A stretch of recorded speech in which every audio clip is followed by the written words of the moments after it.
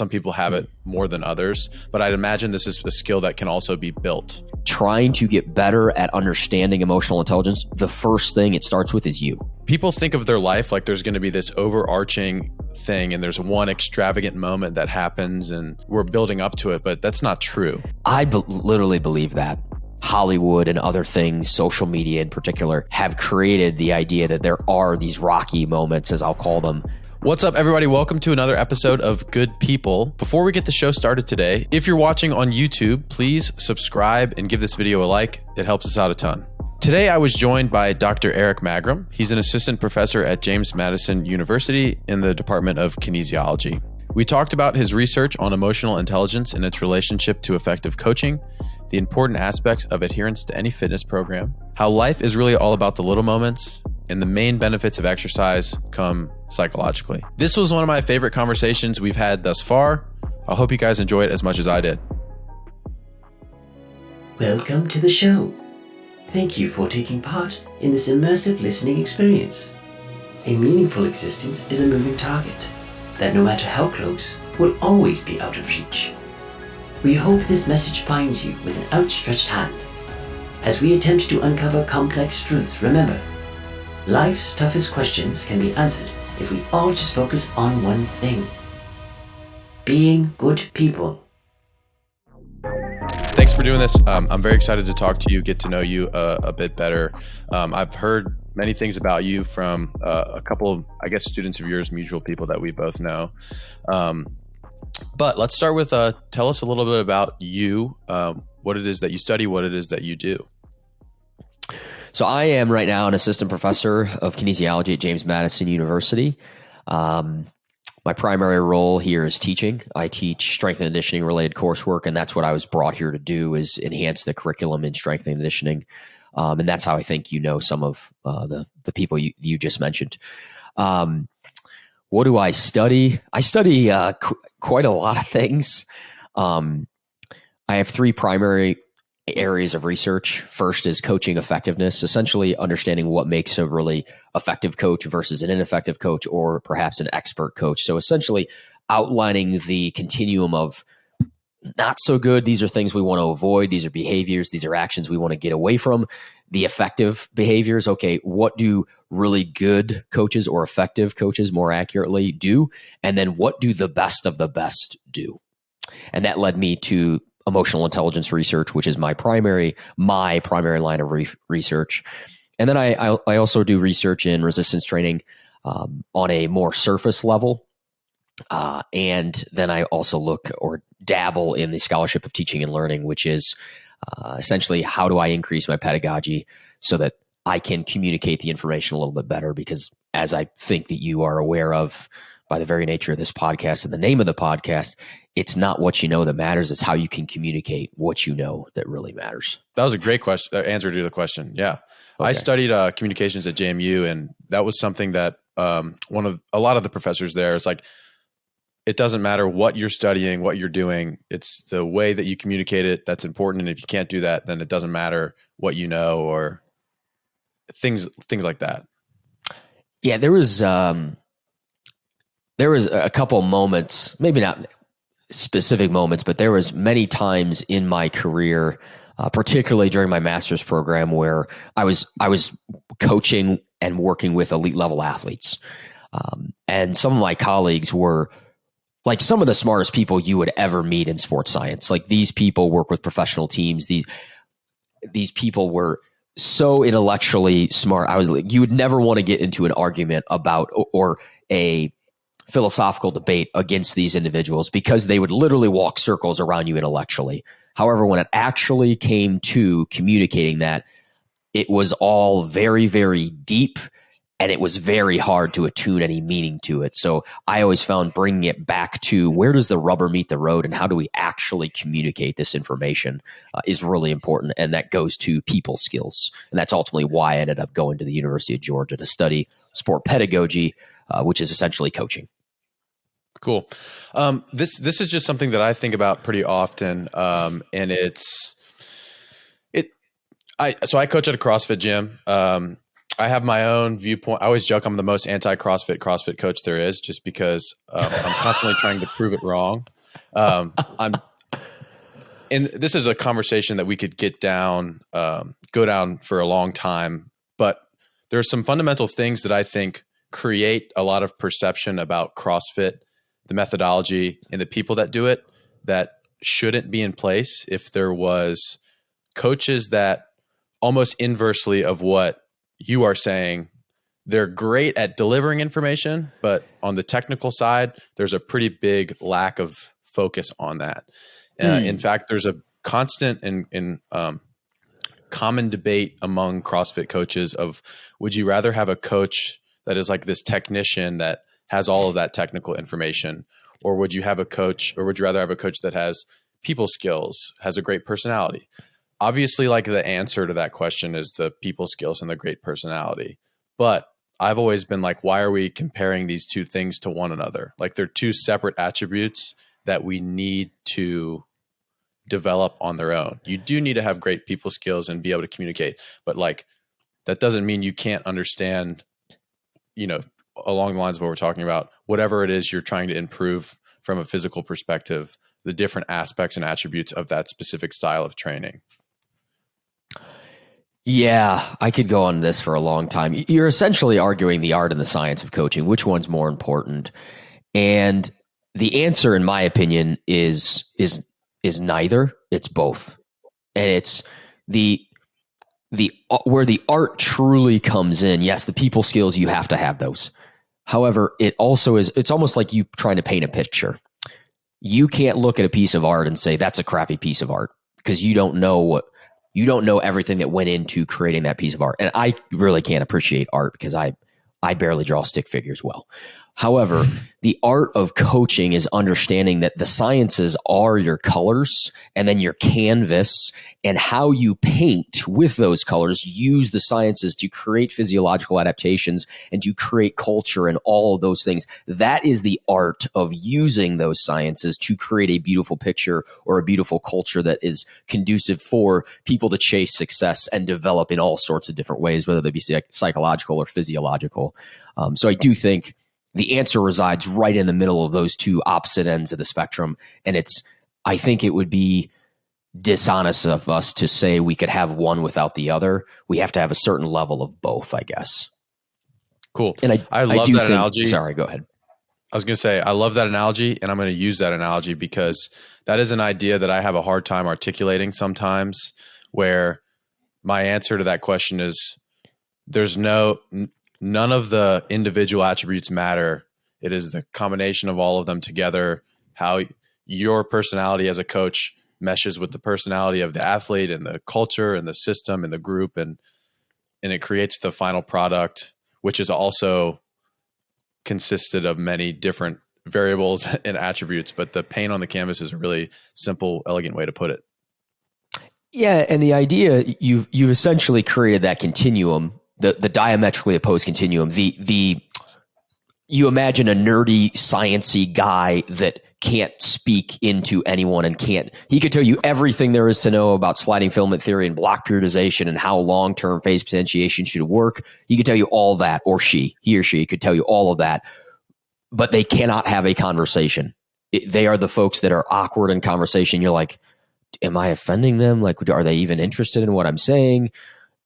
And then you have the exact opposite side, that they can't tell you the mechanics of a back squat, but they are the most personable people. You just want to be around them. The people that send you Christmas cards that you haven't seen in like 4 years. They have very, very good people skills, but they lack competency where they need to. And you do need a certain floor level or requisite level of competency, or else, no offense, even if you're the nicest guy or gal on the planet, if you don't know what you're doing, I am not following you. I am not listening to what you're saying. But if you have both of those things, as we're both suggesting, that's where it's what I call magic in the forest. Like, you have a lot, the sky is the limit for your success. Cool. Emotional intelligence is probably not the first thing that a lot of people think of when they think of coaching effectiveness, as opposed to technical understanding, like the things we're talking about, application to a system, et cetera. How important of an attribute is it against some of those other variables?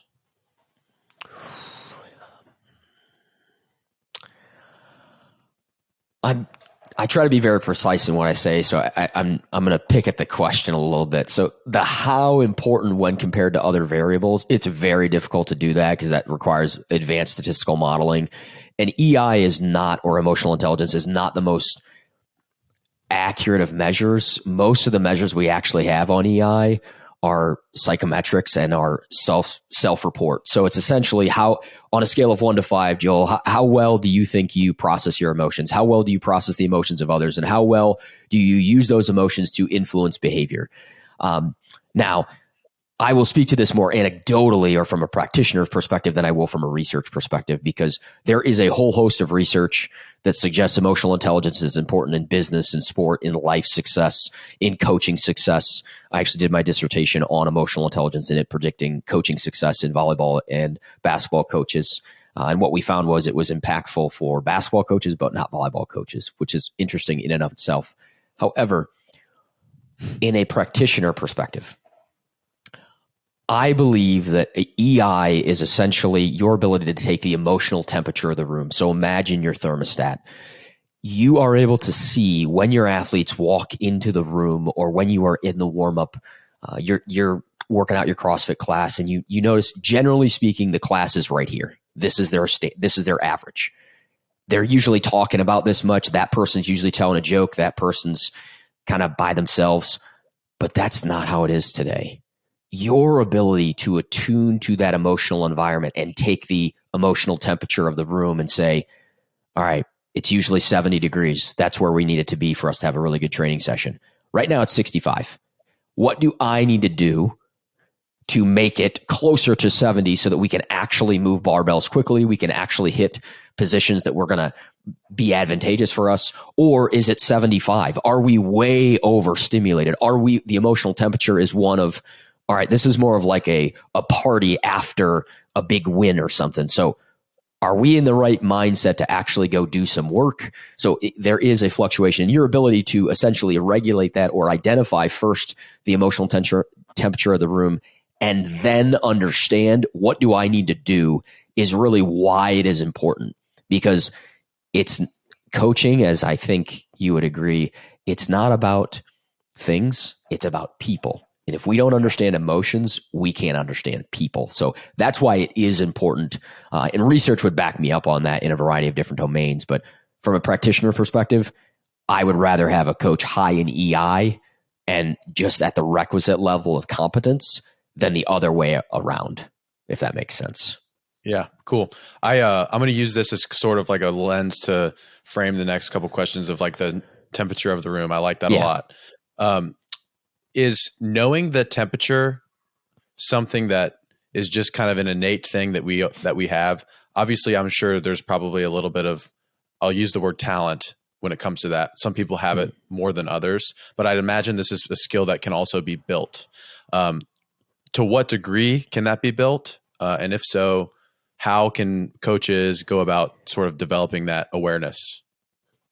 So it absolutely can be built. Again, to what degree that requires an assessment. And there's a lot of problems with assessments, and we're not going to go down the scientific methodology of those things.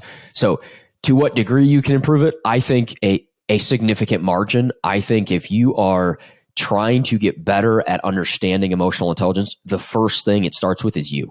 It starts with the person in the mirror, and it starts with understanding what emotions are you feeling and potentially why are you feeling those things. And it's always or usually in response to a change in your relationship with the environment. Okay. So let's say you have somebody who comes into your CrossFit gym and who is very new. Okay. They're going to be a little timid, and you should know, okay, as they walk in, this person's new, they're going to be a little bit timid. However, as time progresses, they're going to meet people, they're going to learn how to exist in that environment, and they're going to be more comfortable. Your ability to attune to that relationship is your emotional intelligence, and it can be taught just in the same way as we can teach people how to be counselors psychologically. We can teach people the observation skills, which is really what this comes down to, is astute observation and then cause effect. If this, then that. So Joel, let's say every time you walk into the gym and you have that shirt on, that green sweatshirt, for whatever reason, when Joel has the green sweatshirt on, we're going to get after it and we're gonna set a PR. Like the last 4 times he's worn that sweatshirt, he's done that. And this is a very simple example, but you can switch out the sweatshirt for a demeanor, a general way of being in a space. And if you are astutely enough observing those sort of things, you can create very, very loose connections between cause and effect. So if I know Joel is wearing the green shirt, or if Joel is acting in this sort of way, that generally means he's about to get after it. Or if the exact opposite is true, Joel wears the black sweatshirt, and that just means he's going to have a terrible day. Absolutely terrible day. Or if I know Joel usually has his hair done and he comes in all disheveled and he hasn't shaven in 14 days, okay, something's going on and I need to ask about that. So it's really about deviations from a norm or an average. And in this way, it is a very nerdy way of looking at it. But if you can sort of attune to what the average level, and everybody's level is going to be different. But if you can sort of gauge that and know what's normal, what's not, it will give you the ability to say, hey, Joel, I just noticed you're not yourself today.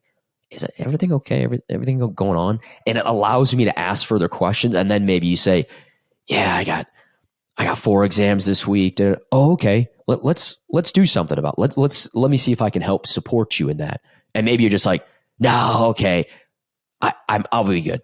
But I'm there, and you know that I am attuned to what's going on. So in a way, emotional intelligence is a doorway to be a better communicator. It is a doorway to be a better influencer of people by way of relationship. And if you read anything about coaching, which I assume you have, it is about relationships. No coach worth their salt is going to tell you it's not about relationships.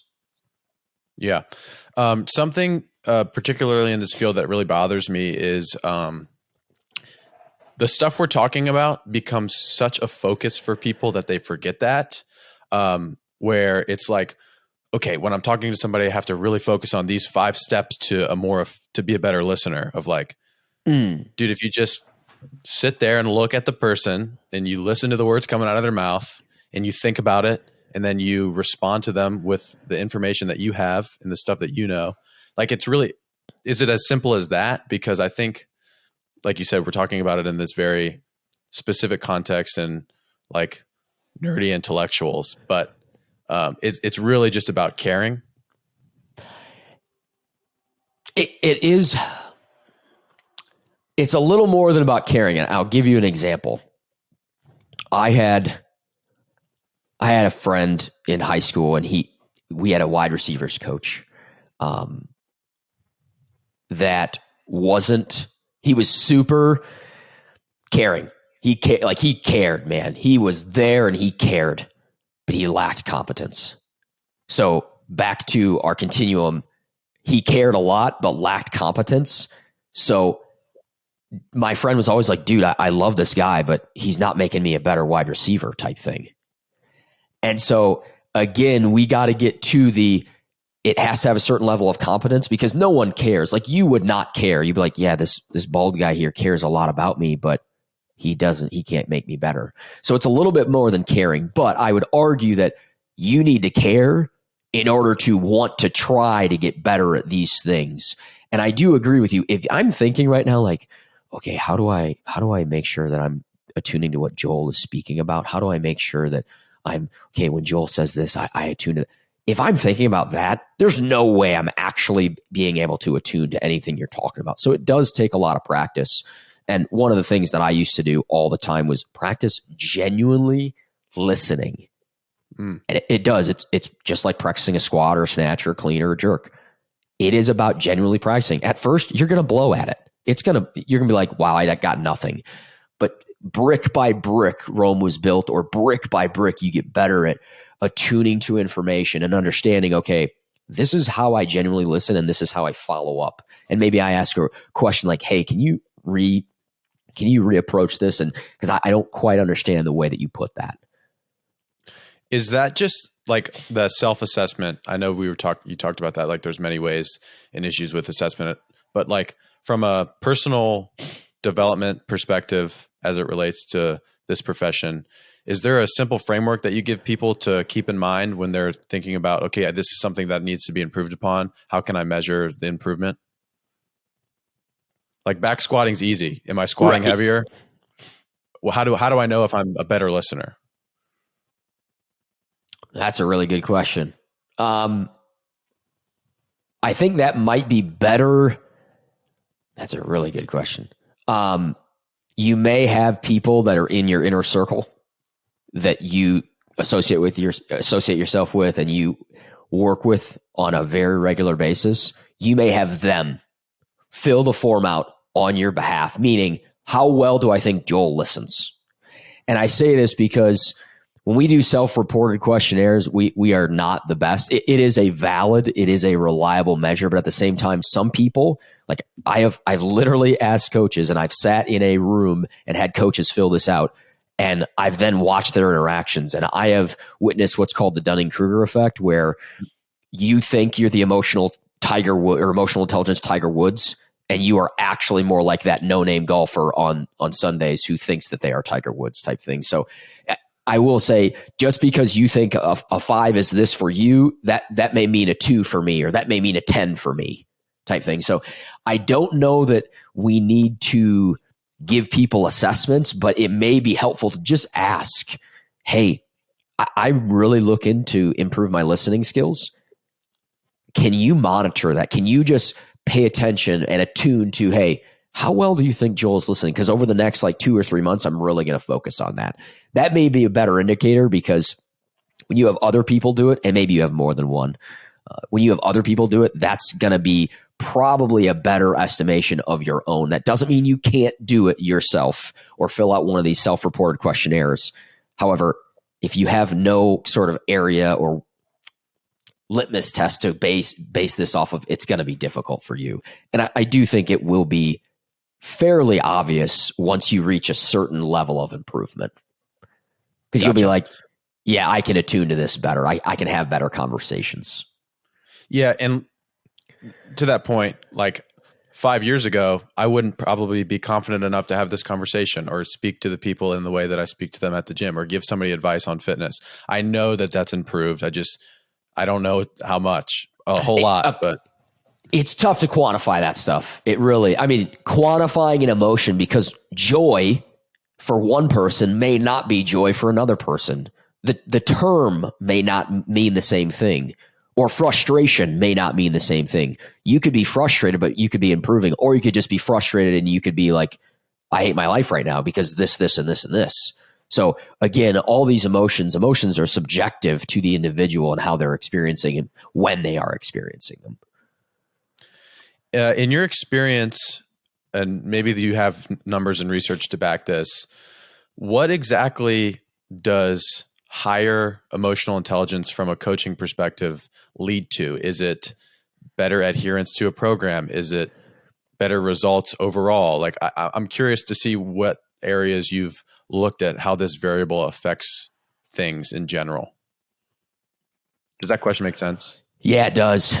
There is quite a bit of, I shouldn't say quite a bit. There is some evidence that suggests that your emotional intelligence can help you choose leadership styles, can help you create what are called emotionally competent group norms. This is actually from a military population study, where if you improve the leader, as the leader of the group, if you improve your emotional intelligence, the emotionally competent group norms, meaning the things that everybody holds sacred. Like if you are constantly like, hey man, how you doing? How you doing? If you ask questions about those sort of things, other people are going to attune to that and be more likely or more probable to ask other questions, thus creating more of an emotionally competent group norm, which again is related to group cultural or group cohesion. Sorry, I couldn't find my word. Cohesion, which leads to superior performance. That was in nurses, actually. You can also understand when to lead, when to step back, when to step up, and understand, hey, maybe this person just needs to be in charge right now. Maybe this person needs a win right now. So it essentially allows you to, roundabout way, be emotional chameleon. So understanding what the environment needs me to be in that time and space, just like it needs me to either elevate or depress the temperature of the room, it allows you to read situations better and understand, all right, Joel, green shirt. I don't need to do anything. Joel, black shirt. Okay. I got to go have a win one for the Gipper speech. Or he doesn't respond to that because I've tried that before. Cause effect. All right, now what am I going to say? I'm going to go approach it like showing him that I care. And maybe that switches it from not totally black shirt to green shirt situation, but it might go from black shirt to blue shirt, where blue shirt, hey, day's okay. But all of that allowing me to get in and to essentially process those emotions allows me to help solve and create better outcomes. And this is shown across a lot of literature, sales, even life satisfaction, money in, I think it's banking. So there's a lot of different things that this can help you with. And I think at the most fundamental level, it will help you have better conversations, create better relationships, shown in spouses, create better relationships, which are the bedrock for effective coaching. If you can't create good relationships, you can't be, I would argue, you're going to have a harder time being an effective coach. Is it just like, and you could, I want you to answer this in like this could be a totally wrong framework to view this from. It's almost just like the emotional intelligence increases the quality of these little micro interactions that we have throughout the day with the people that we interact with. And long term, it seems like that leads to better results from a program perspective, but also like a contentedness with life. Is that it? Absolutely. Absolutely. And I like you said, those micro interactions. Absolutely. It enhances your ability to positively affect. I mean, let's say even if it's 1%, 1% that most people be like, I'm not signing up for 1%. I'm not doing all, but 1% every single day, that's a huge change. 1% better. And emotional intelligence was actually devised from social intelligence, and that's to act wisely in social situations.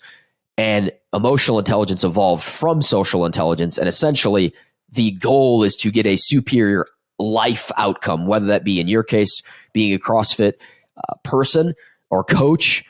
You can, if you are able to get that person to, instead of 65 degrees, if 70 degrees is the goal, to 65 and a half, they may squat more weight, which that doesn't sound like a big deal. However, you squat more weight today, tomorrow, the next day, the next week, very, very small changes in performance lead to very big changes over time. So back to your micro interactions suggestion, absolutely, it enhances those things, but it also enhances your ability to cope with stress.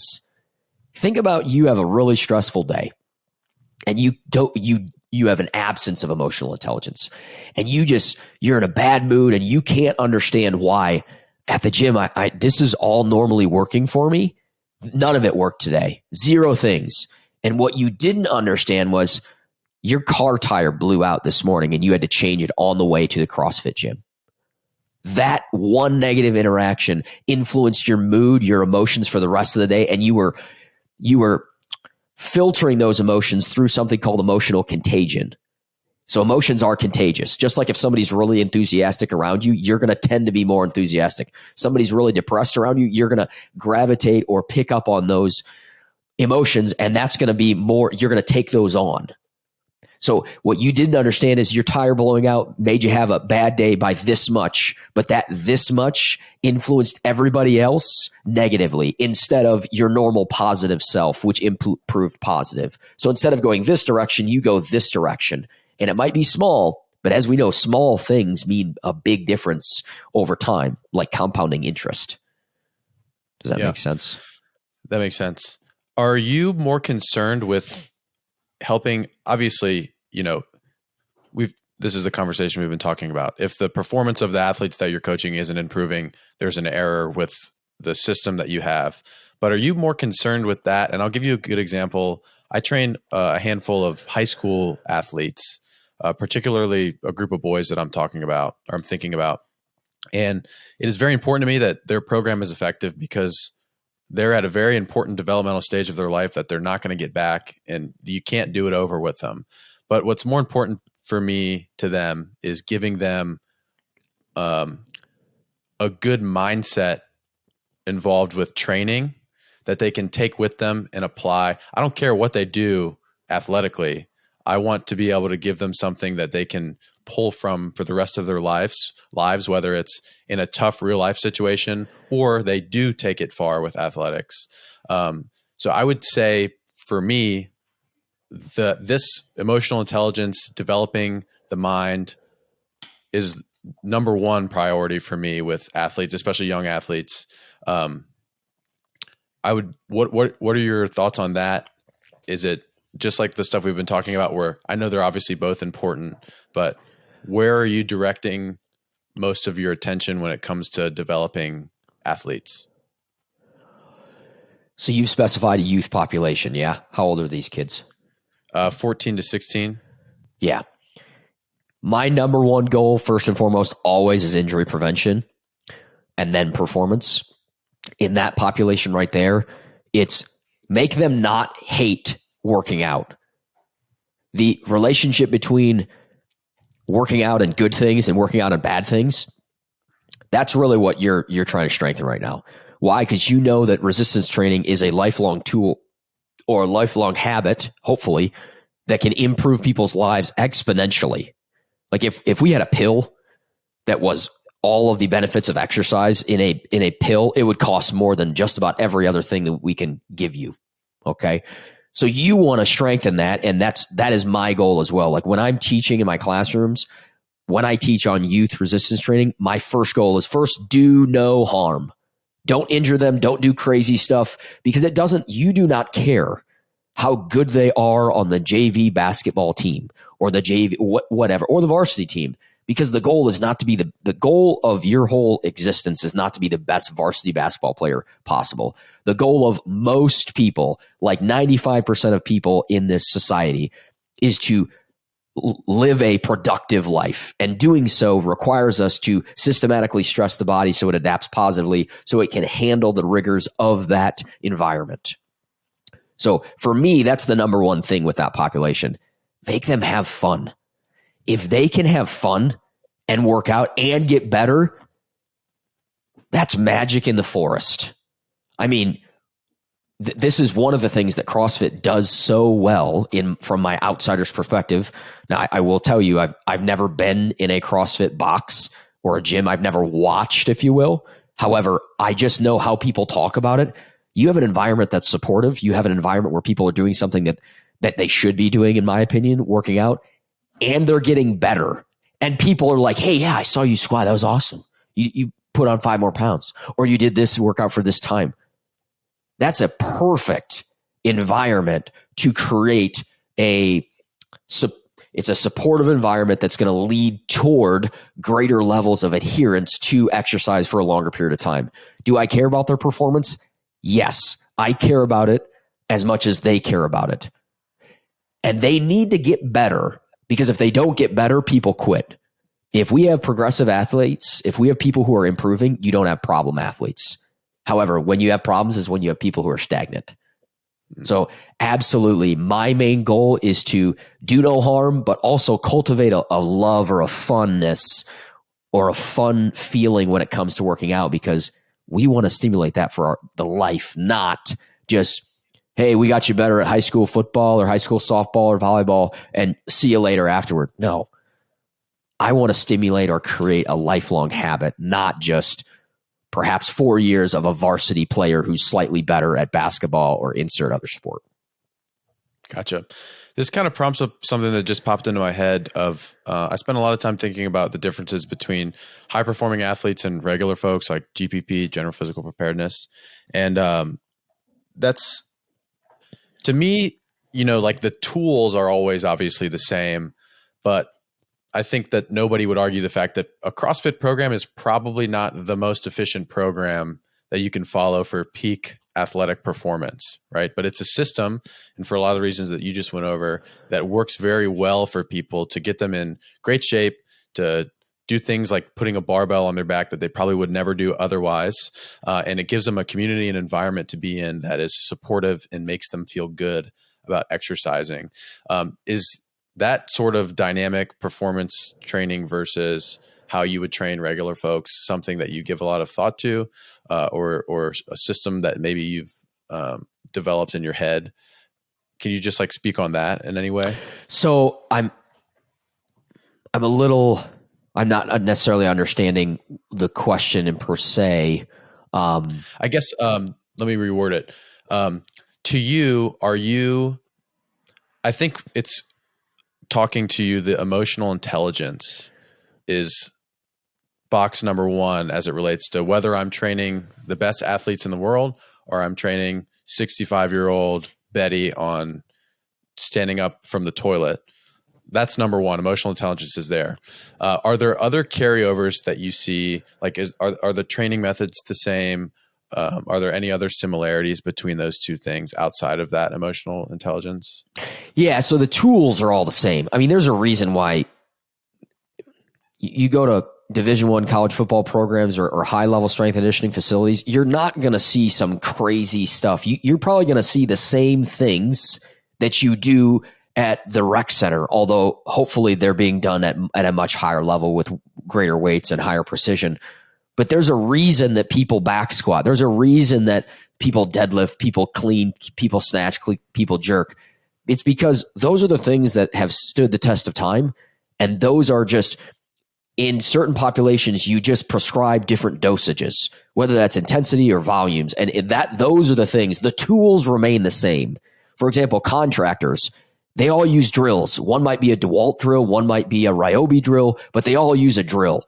Nobody's out there screwing in screws like this with a screwdriver. They're doing it with a drill. So do people use, I'm a homeowner, I have a drill. Do I use it the same as a professional contractor or construction? Absolutely not. But I still use the same tool. It's just in a different dosage, volume, and intensity, if you will. So yes, I do think when we try to reinvent the wheel all the time, the effectiveness goes way, way down.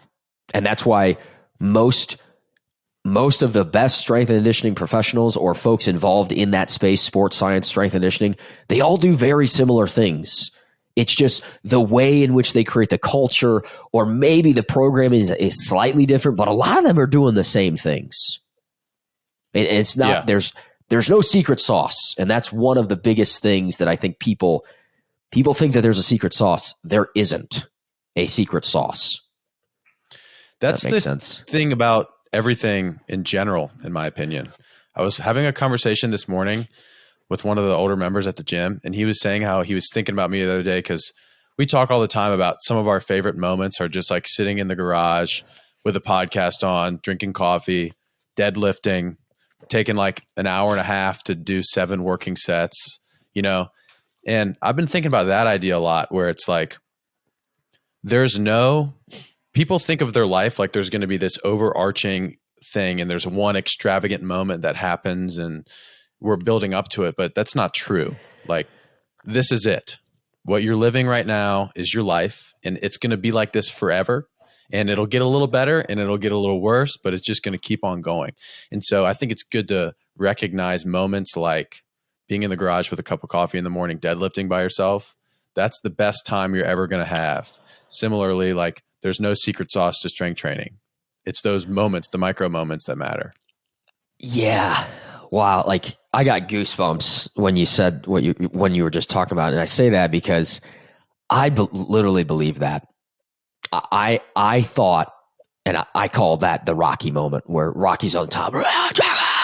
Like, that's what I call that. And I thought that moment was going to occur for me earlier in my life. It was all leading up to getting my PhD. And when I defended my PhD, I thought it was going to be that moment at the top of the mountain. And then I very quickly realized that it was not. Like, it was another day. And what you just said, those small moments are the moments that we need to attune to, because those are the moments that true joy, you're doing the thing for the joy that is created within that moment. Like, again, you said it takes you an hour and a half to do 7 sets of a deadlift or whatnot, and you're drinking your coffee. Or I love that.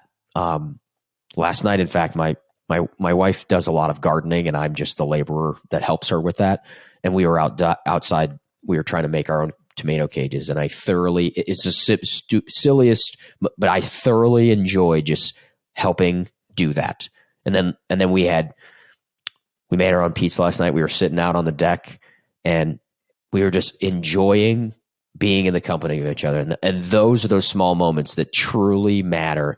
It is not these rocky moments.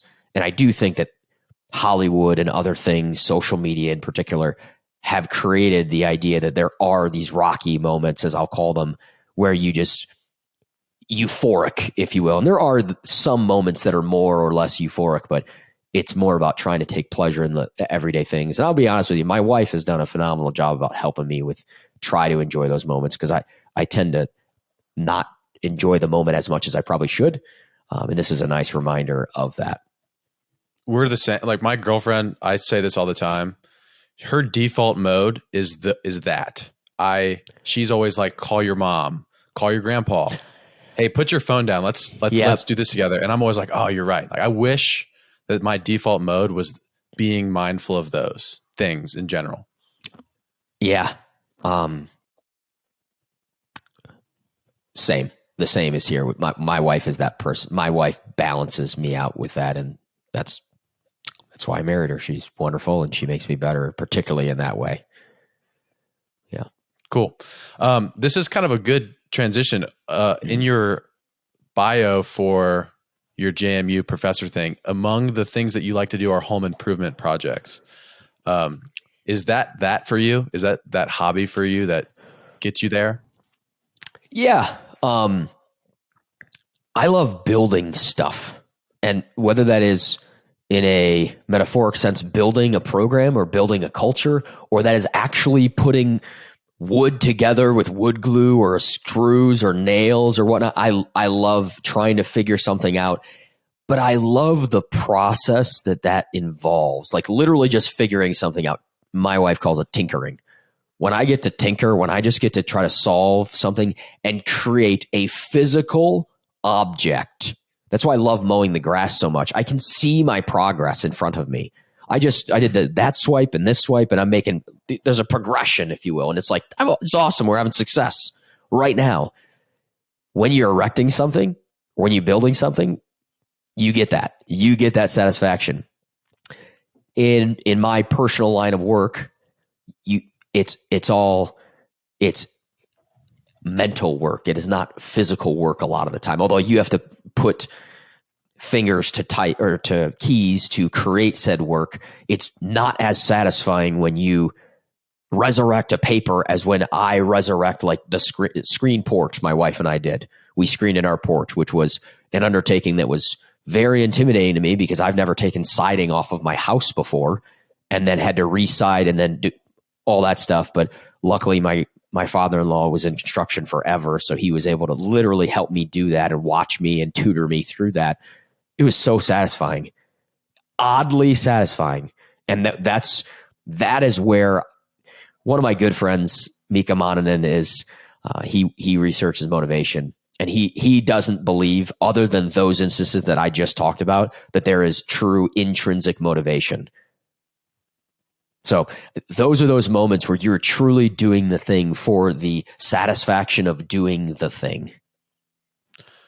I guess I have a question on that. You mean like a hobby, essentially a hobby or a thing that you're doing for the joy of doing?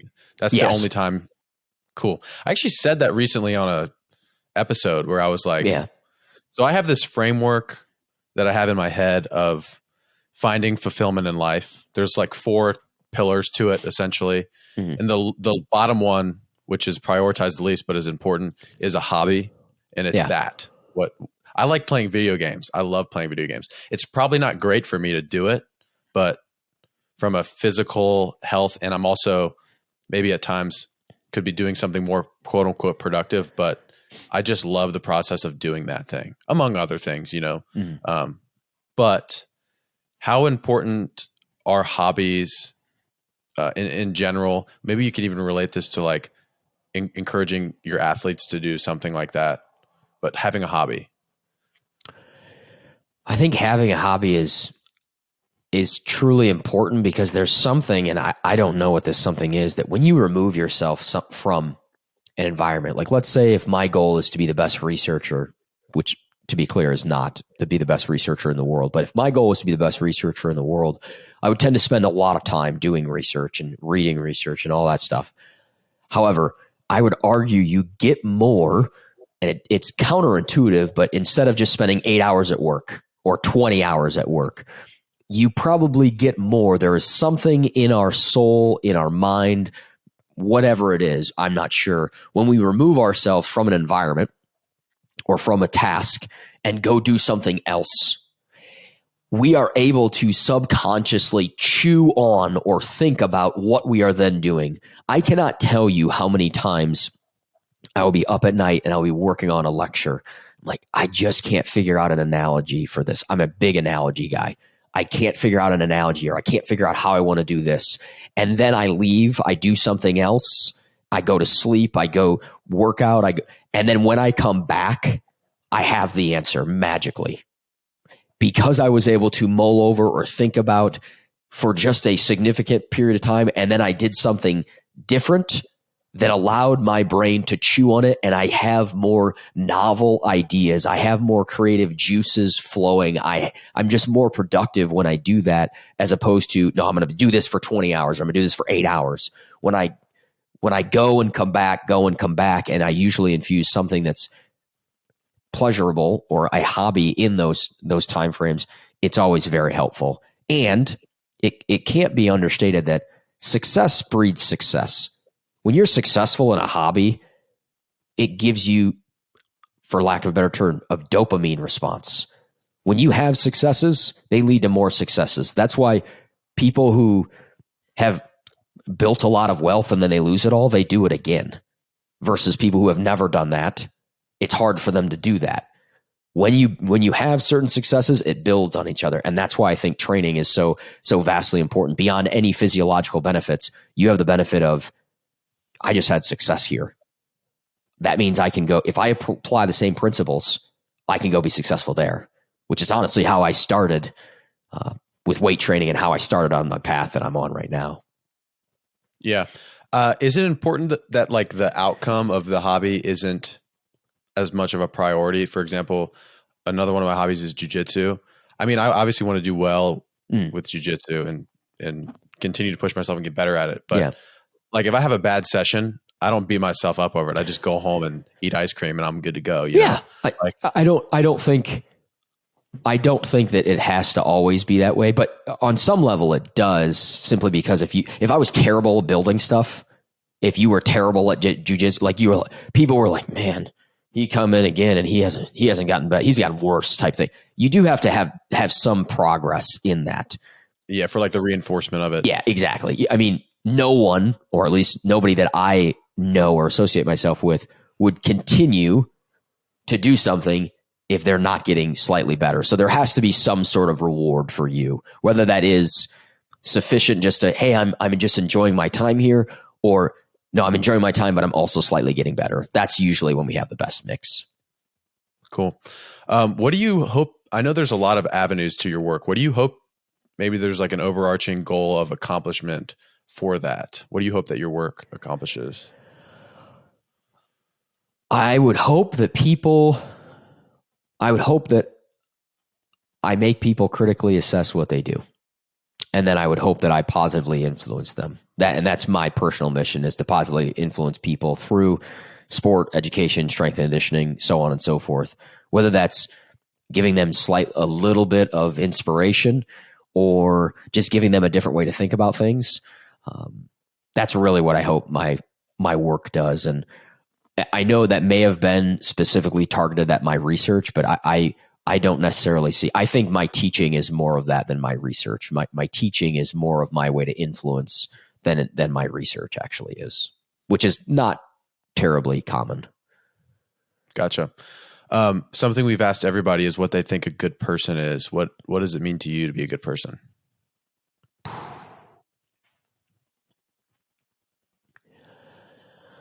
Ooh, that's a deep one.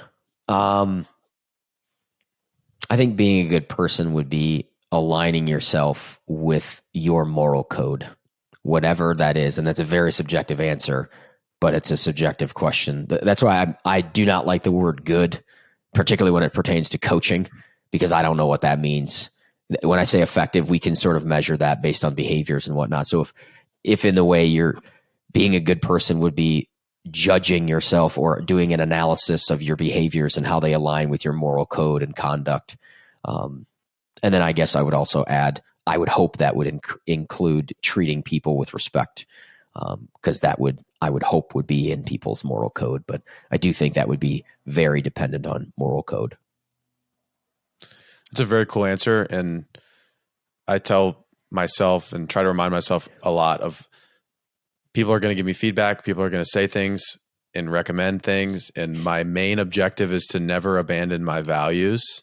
And so whether it's like this sales strategy to get more clients or, what have you, I need to hear the person out, internalize it, and then think about, is this something that I am willing to do? Is it productive? Probably. Is it going to get me more clients? Probably. But do I feel like it is wrong of me to do it? If yes, I'm not going to do it. Yeah.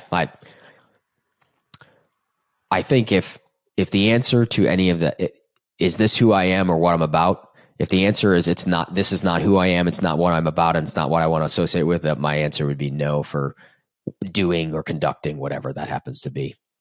I think aligning actions and behaviors with your moral code is very, very important. Cool. Is there anything else that you'd like to add? I wouldn't sleep on the psychological benefits of exercise and what it can do. I'm sitting here today because of a teacher in a class that I took in high school as a junior, in a fitness class. And I found the relationship between hard work and results in a physical sense. So I saw my body transform, and then, because I was not a very good student in high school, not a very good student. And so I was able to parlay those successes, hard work, results, hard work, results, hard work, results. And in the gym, it's almost a direct linear relationship for a certain period of time. And if you can parlay that into your life, that's where I think true meaning has. Because very few people are going to make any money, if at all, lifting weights or working out or sprinting or whatever. But you are going to have to go do something. And if you can parlay successes in a weight room or in a physical sense, you can absolutely parlay that into academic success or life success at your job or occupational success, so on and so forth. So the transference of success in a physical sense from training can absolutely parlay into other ways or manifest itself in other ways in your life that are very positive. And this, again, goes far beyond the physiological benefits. Awesome. Dr. Magrum, thank you for doing this. This was awesome. This was one of my favorite conversations. You're very welcome. I'm glad to be on. Thank you guys so much for watching this week's episode of Good People. If you enjoyed the episode, please like, comment, subscribe, and consider turning on notifications so you don't miss next week's episode. We'll see you next time.